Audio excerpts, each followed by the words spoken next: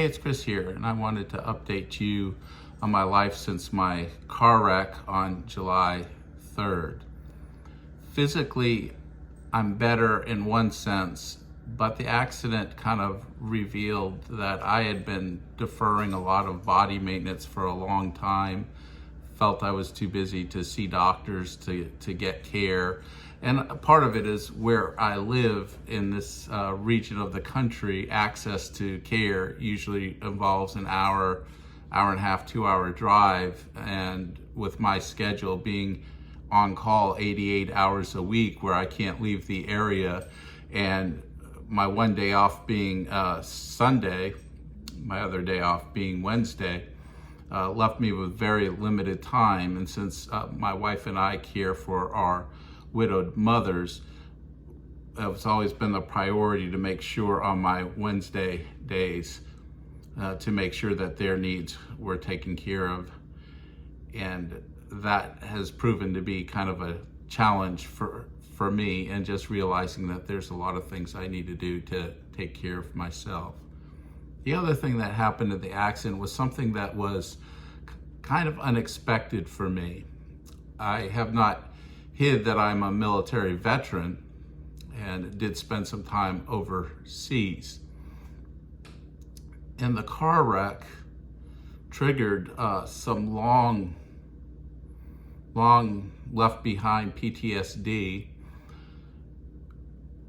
Specifically, somehow that accident had made a pathway in my brain to some really significant events in my military past that have left me at times convulsing uncontrollably, sometimes struggling often with very difficult memories, often not being able to sleep on top of my erratic schedule, being on call all nights, most nights of the week, not knowing when I'm going to be called out and how far. Sometimes I have to drive an hour and a half to take care of a patient need in the middle of the night, and that can frequently happen. And so what I've discovered is that there's been some long deferred things in my life, and I just like to be transparent about things. I try not to hide weaknesses, because I think one thing that pastors do, people that are ordained into ministry, is they often try to hide the hard things, hide the failures, hide these things, and kind of put themselves forward as somebody that's got it all together, that they don't have any needs, and they talk about victory in Jesus and create this image of victories that they don't have, but just that they are successful in hiding it from people. I don't want to be that kind of pastor. I don't want to be that kind of Christian.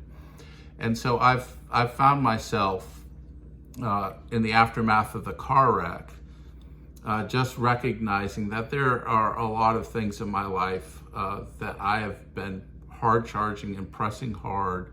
I've been a workaholic for many years. I've tried to balance family life, but I finally got to the point where my age and my health is just not allowing me to do everything that I want to do. And so I've got to slow down. So I'm trying to think about what that looks like.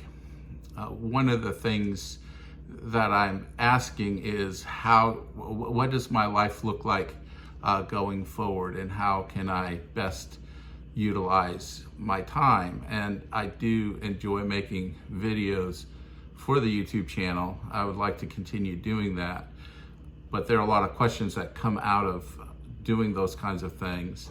I want to figure some things out, and I'll keep you all updated, but I do know that I want to go in that direction of keep on making videos.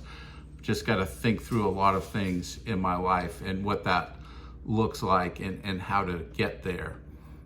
I thank you, especially those who are part of the community. I see you in the comments all the time. I appreciate you. I'm beginning to recognize certain people, certain names, certain YouTube handles commenting and sharing and often giving very encouraging words. I do see you.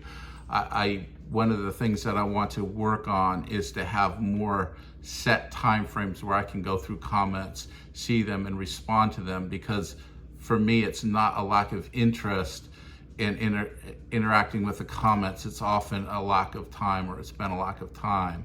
In the last month, honestly, I've been really set down. I am seeing a counselor for the PTSD, also for depression, to try to help me kind of bounce back. And again, I'm one, and my wife and I have used marriage counseling multiple times over our 31-year marriage.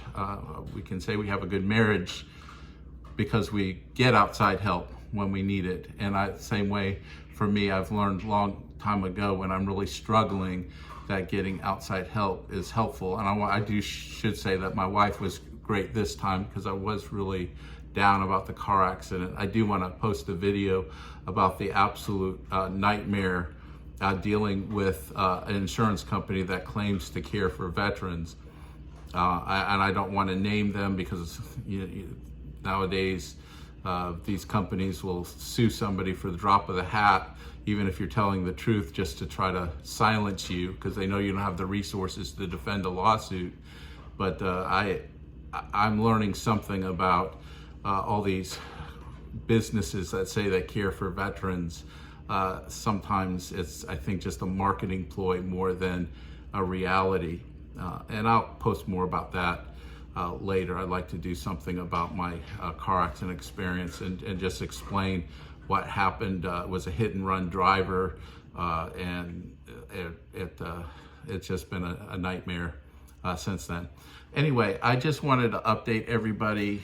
I am going to resume posting as soon as I'm able, talk about some things.